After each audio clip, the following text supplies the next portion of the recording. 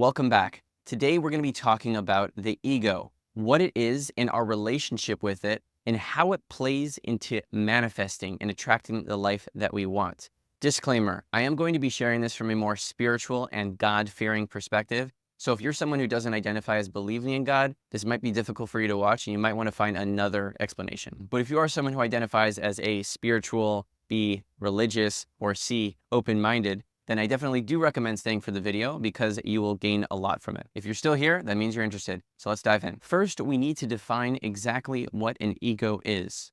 At the beginning of creation, before the world was created, before animals, before man, God existed entirely on his own.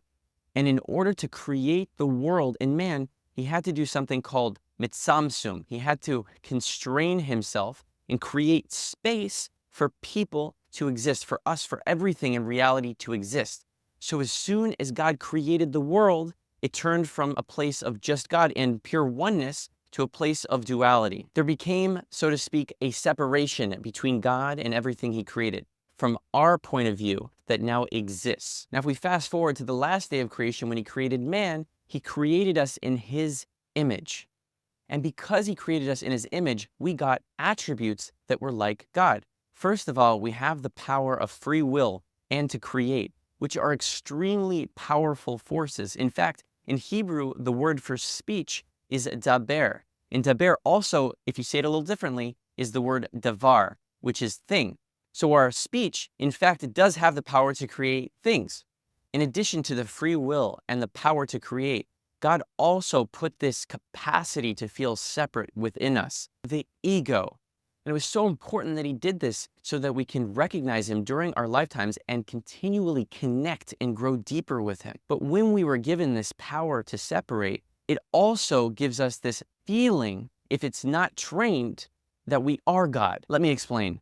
The purpose that man was created for was primarily to recognize God and then to cling and connect to God. In Hebrew, we call this devekis.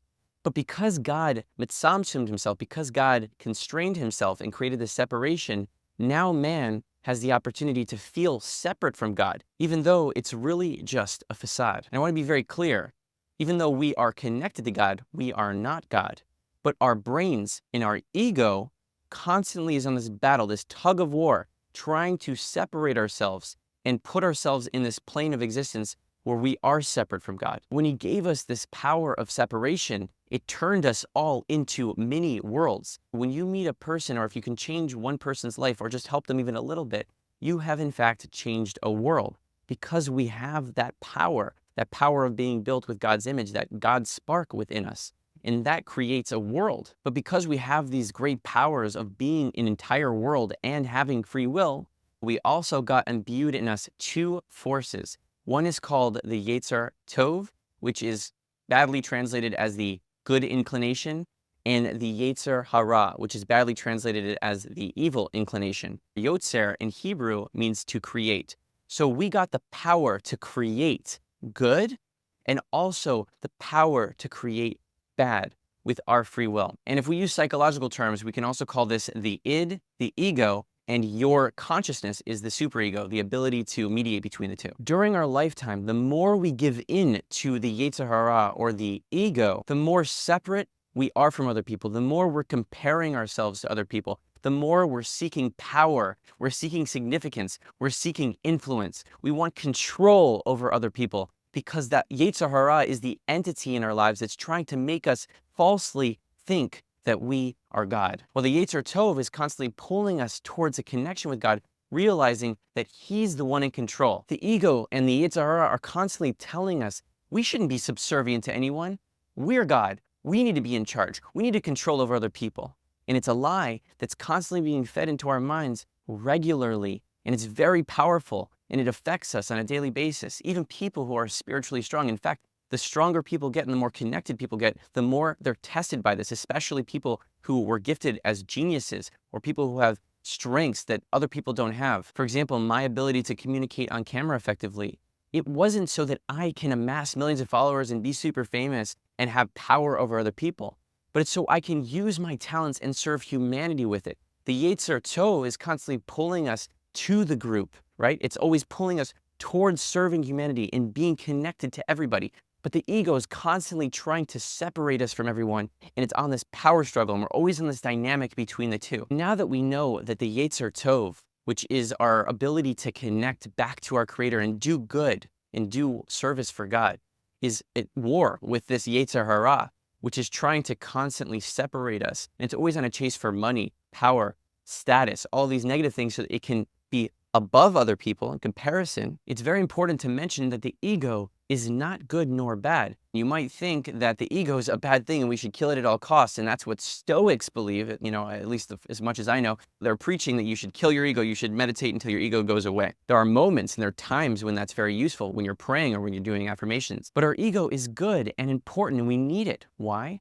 Because if you have a low self-esteem, which is connected to your ego, then you don't feel like you can be effective in the world.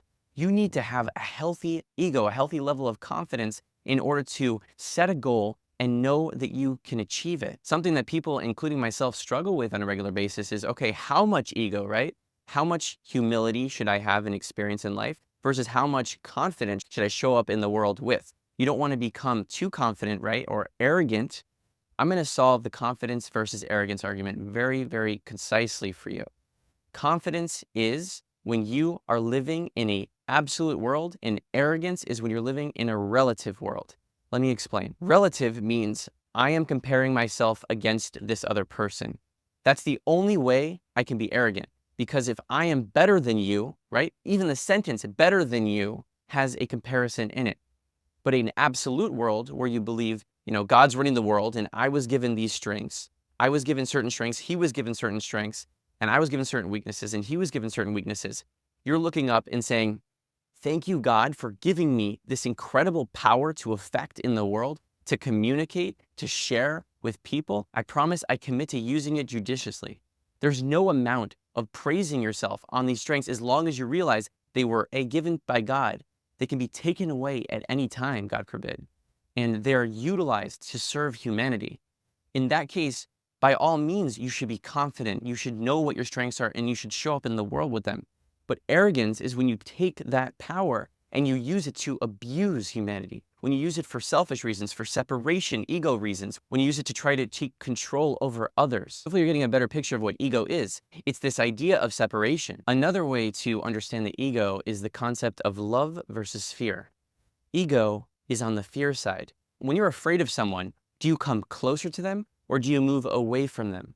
When you're afraid of someone or you're afraid of an animal, like a wild beast, for example, you're probably not going to go near it. You're going to stay separate from it. So ego is on the separate side. Whereas love, when you love someone, you're going to run up and embrace them. You're going to connect with them. So love is against the ego, right? So we do want to recognize that our ego is always pulling us away from people. So when we're talking about building relationships, we want to remove the ego in the times that we are working with. So there is a time to remove the ego, and it's when we are building relationships with other people. Like I said, when we're praying, when we're building our relationship with God, we need to remove our ego. When we're building relationships with loved ones, with family members, with friends, we need to remove our ego because that allows us to love and connect with other people. But when we're out there serving the world, we need to be strong as an individual. That's why we need to have a healthy self-esteem and a healthy confidence so we can know our strengths and utilize it in the world. Hopefully you're getting a better sense of what ego is. So now I want to plug it into the world of manifesting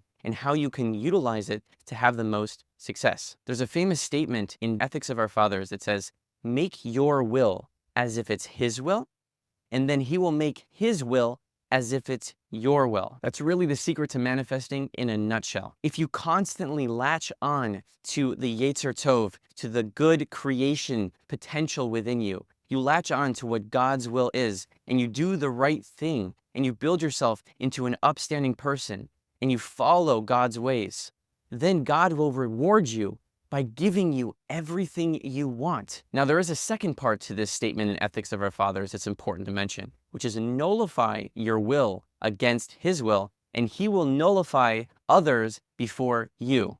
What's that saying? On the first part of the statement where it says, if you make your will as if it was his will, he will make his will as if it was your will. That's on the positive sides. That's attracting all of your desires.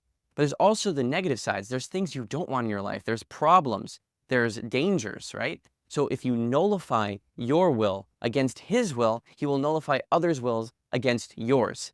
So if you follow his ways and you don't transgress the things you're not supposed to do, in addition to giving you what you want, God will also protect you.